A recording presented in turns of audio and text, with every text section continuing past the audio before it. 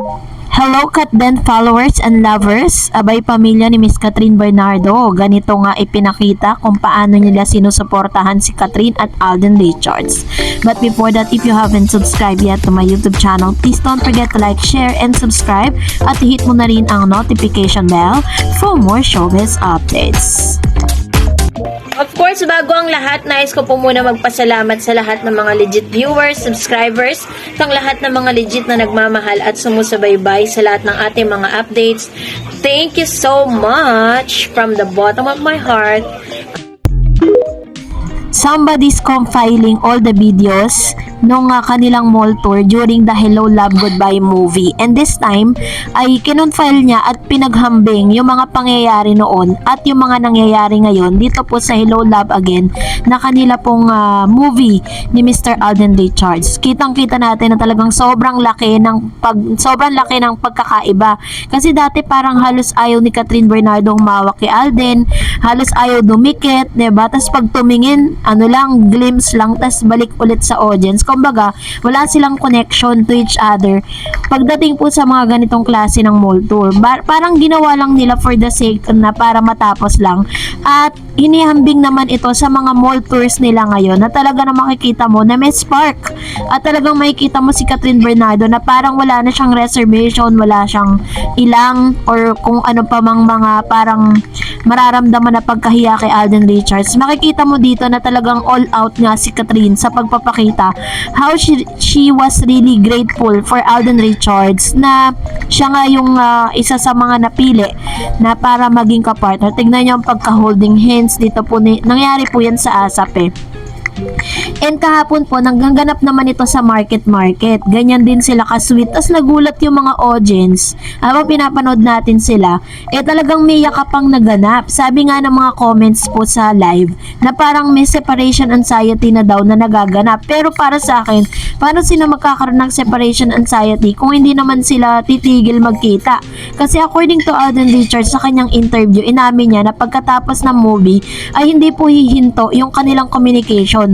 At of course, syempre alam niyo naman kung ano po yung totoong dahilan noon, dahil alam naman natin na talagang may something special naman talaga kahit hindi nila aminin sa public. Tingnan niyo yung mukha ni Miss Catherine, 'di ba? Tapos yung pag-amin pa ni Catherine na talagang she's ready to fall in love. Di mas lalong na confirm, 'di ba? Pero mas kumpirmado nga yung ilan sa mga post at pinag-compile nating mga photos na nagpapakita po ng pagsuporta ng pamilya ni Miss Catherine Bernardo kay Catherine at kay Alden Richards. Kasi may mga chances pala na itong yung pamilya ni Catherine talagang kompleto po pagdating sa mall tour. Nandun din po ang kanyang daddy, kanyang mami, na first time ginawa ng daddy ito ni Miss Catherine na parang sumama siya sa mall tour at nakita natin dun sa na mga photos, diba? Maaari pang si Daddy Bay ay talagang walang palya talaga na pumupunta, pero kasi yung daddy kasi ni Miss Catherine parang iniingatan nila dahil syempre 'di ba meron po kasi siyang medication na ginagarap pa. If I'm not mistaken, parang high blood ata yung daddy niya na kailangan lagi lang nasa bahay nagpapahinga. Pero sa mga photos na ito makikita natin how tingnan niyo po itong photos na to. Si Lexine po yan. Nakayakap siya kay Tisoy nung nagpaalam na sila na parang tapos na yung mall tour. Makikita natin dito kung gaano na po kakomportable yung pamilya ni Miss Catherine kay Alden Richards. Na ibig sabihin lang yan, at the back of those photos and videos na nagkakalat ngayon, meron na po silang tinatawag na emotional investment. Diba? Ibig sabihin, malapit na talaga si Alden Richards sa pamilya ni Catherine. Inuna ni Alden Richards na mapalapit sa pamilya ni Catherine kasi yun yung way niya kung paano niya liligawan si Miss Catherine. Kaya naman na pati si Lexine na talagang si Lexine alam natin na sobrang close po yan kay DJ dahil ninong niya nga si DJ, diba? Pero this time nakuha din ni Mr. Alden Richards ang puso ni Lexine. Hindi lang pala si Q ang nakakuha, diba? Kaya ito po yung isa sa mga manifestasyon na talagang malalim na talaga ang ugnayan at malalim na talaga ang tinginan nila. At syempre kung napanood nyo rin po yung kanilang guesting sa dito po sa All Out Sunday, nakita nyo po kung paano po tuksohin ng mga kaibigan ni Mr. Alden Richards itong dalawang ito, lalo-lalo na si Alden, diba? Pero umiiwas talaga sila eh. Pero makikita mo sa mga mata nila na talaga nagtitinginan silang dalawa Kung napanood nyo po kahapon, balikan nyo po yung segment na yon. And wala na po tayong dapat pagdudahan pa sapagkat sa mga pagkakataong ito, kumpirmado na talaga. 'Di ba? So this time, eto na, mag-react tayo sa mga komento ninyo. Unahin natin si Ma'am Shebergy. Hi Ma'am Dars, good evening to you and to all Katden followers and supporters. God bless us all Ma'am Dars. Thanks again for your Katden updates. Oo nga Ma'am Dars, magaling mag-isip si Kat. Grabe, I'm enjoying yung family feud nila kahapon. Paulit-ulit kong pinapanood kasi simple lang si Miss Kat. Napaka-cute niya at ang ganda niya talaga. She's face very brightness. Grabe ang mall tour nila sa Cebu. Sobrang dami nagmamahal sa Katden. May bumili nga ng tickets. 'Di ba nag-sell po sila ng tickets sa Cebu? Nakita niyo po 'yon. Talagang all out effort talaga yung ginagawa nila. And sabi niya may bumili pa nga ng tickets 91 pieces. Grabe. Oo nga Ma'am Dars. Napansin ko rin walang masyadong promote si Miss Kat sa ABS-CBN. Hindi nga rin sila nagigess sa Magandang Buhay, Kaganda ng Umaga. Pati ata It's Showtime puro sa GMA. May interview din sila kay Jessica Soho. Maybe you're right Ma'am Dars na pinoprotektahan nila si Daniel. In other way around, pwede kasing ganun pero sana mali ako, 'di ba? Sabi ni Miss Madeline Kagiwa, masyadong assuming yung mga nag-iisip na DJ As Daniel. Bakit? Kasi ayaw nang mag-move on sila kasi si Catherine Bernardo naka-move on na. Masaya na siya. Kaya dapat maging masaya na rin kayo para kay Catherine Bernardo at Alden Richards kasi wala na kayong magagawa Katden. It's perfect couple, Katden together and forever. True. Kaya nga po lahat po ng mga ginagawa ni Catherine. Baka nga pati bahing, pag-utot ni Catherine parang inuugnay lagi dito sa dati niyang 'di ba? Dati niyang karelasyon. My God. Ewan ko ba bakit parang hanggang sa ngayon hindi pa rin talaga nakaka-move on ng marami sa mga bagay na yan. Nakakainis lang kasi parang konting kibot, pag-iisipan na nila ng di maganda si Miss Catherine. Tulad po nun, nung sinabi ni Kat yung patungkol dun sa DJ, buti na lang, 'di ba? Alam naman, everybody knows what's DJ is about. It's about disc jockey. Ang tanong naman kasi kung anong trabaho gumagamit ng headphone, 'di ba? And yun, matik na po yun. There comments coming from Miss Annabel Garden. Ako, binigyan pa rin ng mini yung sagot na DJ kasi ang mga mabilisang sagot yon. In short, ng disc jockey yun, no? Saka mabilisang pag-isip yun, may time yun. Susmi naman, grabe mga bashers talaga, no? Sana nga din Miss Dars, may kasunod na agad ang project ng Katden at sana teleserye para nga everyday natin makikita ang Katden sa TV or Netflix, diba? Siguro naman pagbibigyan yan, sa lakas ba naman ang Katden at pabor yun sa boat management kung sakali. Kaya cross finger tayo dyan na sana magkaroon ng project ang Katden. Salamat Miss Darren sa updates. Ako po, ang pinakagusto ko is magkaroon talaga sila ng teleserye.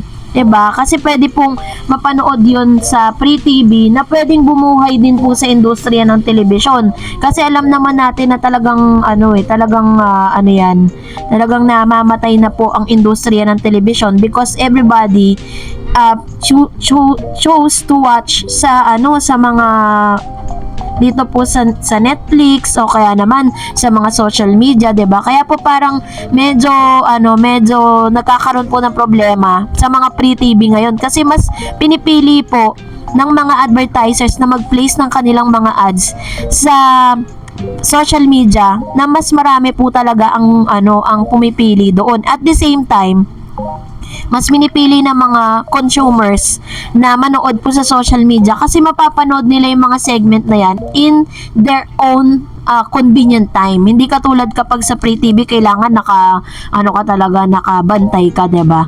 And sabi ni Miss Gloria Parmasa, pareho gali si Catherine at Alden, mabait, sabi niya. Sabi naman ni Miss Lehay Med, this is called to the big networks, ABS-CBN and GMA or MyRads. Why not? Huwag niyo pong sayangin yung chance na marami kayong mapasaya. Hopeful po kami na magkagawa ng original romantic comedy for our Katden. Yung talagang ma-entertain ng fandom, the original ones. This can be a welcome on the Thanksgiving project to all Catherine's fandom na nagka-age na po.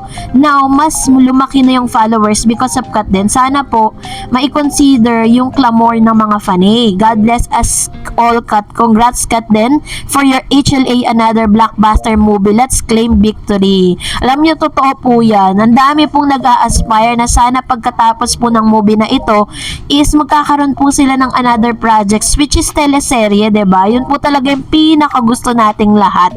And sabi ni Ma'am si Christine, yes, silang dalawa lang parehas palagi kasing kahit nasaan. So they can keep their kasikatan as the top of all. Parang ginawa nila sa Katil noon.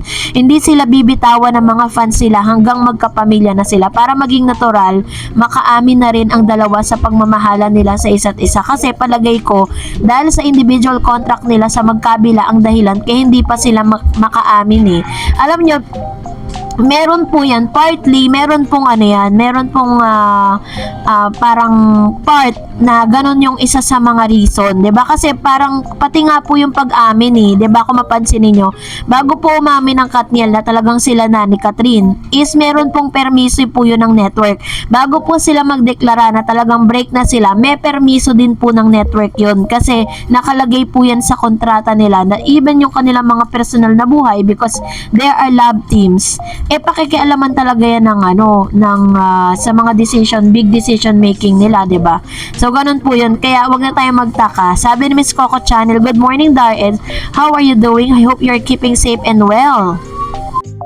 OMG, that DJ is nothing meaningful for Catherine. One of absolute, the second correct answer to the question. No more Katniel dreamers, okay? Catherine Bernardo has her Prince Charming that makes her mindset to be strong and stay healthy. Plus, move forward to a new beginning. Ayan, ganito naman po yung kanyang expression si Ma'am si Coco Channel. Kung paano niya po talagang, kahit naman talaga sino, di ba, magre-react kapag narinig niyo po yung ginawa ng issue, yung pagsagot ni Miss Catherine. Actually, sa mga article, yung mga big, mga broadsheet, abay, isinulat din po nila yan. Sabi niya pa, Dar, and thank you for making this DJ or this jockey issues explained clearly. Thanks to you, a legit blogger. Hello to you from OC. HLA stars in Family Feud. The best memories with great friends are truly unforgettable. Friendship like this makes for long life unforgettable memories. Please bashers, chill lang kayo. Good or bad bash and critical comments from you are welcome to us. Kat then loyal fans and much. Ayan. Actually, partly, minsan, ang mga bashers, nakakatulong din kasi yan sa publicity. Kaya, hayaan na natin sila mambash. Dahil alam naman din na talaga natin kung ano yung legit sa fake, diba? And loyal fans much accepted. It helped a lot to our idol. As you can see, watch the recent Cebu Mall tour of HLA events. Getting more supporters was given to Katden. God bless all bashers and critics. May mangparami kayo. Have a great weekend, everyone. Bye now and God bless. Sabi ni Miss Belia Manalang, Ma'am Dars, nabasa ko sa X, bakit sinasabi na binabargain ng ticket? Tanga ba sila? Sabi ko, i-bargain, di malulugi ang production, di talaga mawawala ng bitter mga inggit. Dahil, matagal ngayon palang magiging blockbuster ang HLA. Sabi ni Miss Libet Castardo, thanks Miss Tarets for the updates for Katden. We love Katden, diretso na sa altar. Sabi ni Miss Linda, Melinda, masyadong mapanuri yung iba. Hi, Katden, very true. Hindi lang po sila mapanuri, masyado po silang sinisensationalize sila lahat ng bagay at lahat ng mga kinikilos ni Miss Catherine. Sabi ni Miss Res lagi, grabe talaga ang mga tao, bigyan pa sila ng ibang kahulugan yung disc jockey. Miss Dar, hayaan na natin sila, basta Katden lang, very true. Sabi ni Ma'am si Lilibet, thanks Miss Darets for the updates for Katden. We love Katden, diretso na sa altar. Ay, diretso na pala yun. Ayun. So, katulad ng sinabi ko sa inyo kanina, as I've said earlier, ganun talaga ang mga bashers. Wala talaga silang matinong sasabihin. And, sabi ni Lades Ruel, Valentine's concert, pwede ring next project nila. Naisip ko lang naman, sabi niya. Sabi ni Miss Emil Car TV, sana gawa sila ulit ng movie, Alagat to Believe, ni Claudine at Rico. Ang saya siguro nun. Actually, pwede naman po yun. Pero para sa akin ang point of view ko lang with regards dun sa second movie or second projects nila, sana original. Romantic comedy nga maganda eh. Sabi ni Joanna, hoping na ABS-CBN and GMA will collab for the remake Queen of Tears for Katden, talagang na number 1 yan sa rating dahil daming fans, plus patok talaga yung genuine chemistry and friendship nila. Waiting for this to happen, and kung di man cute, ibang drama gawin nila together. And sabi, ngayon, sana gawa sila ulit ng movie. Sabi ni Miss Le Rosales, grabe nakakilabot ang cut din, sobrang lakas. Yung hiyawan, sigawan, sabog ang mga bashers, cut din worldwide. Sabi ni Shelo, yes, it's true, si Catherine eye-opener sa mga sinihan. God bless you both always, Kat and Alden. And sabi ni Ma'am Shiru Tanyag, hello Miss Tareds, pwede naman gumawa ng teleserye ang cut din. ABS-CBN ang gagawa ng script at GMA ito papalabas. Collaboration ulit sila. Samantahilahin nila hanggat malakas ang tandem ng cut din. Tiyak yan, aabuti ng taon kapag cut din. Very true. Ito po yung sinasabi natin. Strike when the iron is hot. Well, kung nagustuhan mo ang video na ito, huwag mo kalimutang mag-like, mag-share, at mag-subscribe, at i-follow mo na rin ang aking Facebook page, Dareds TV. And also, I have my TikTok account, which is Dareds TV. Pwede nyo rin po akong i-follow doon. Thank you for watching, guys. God bless everyone!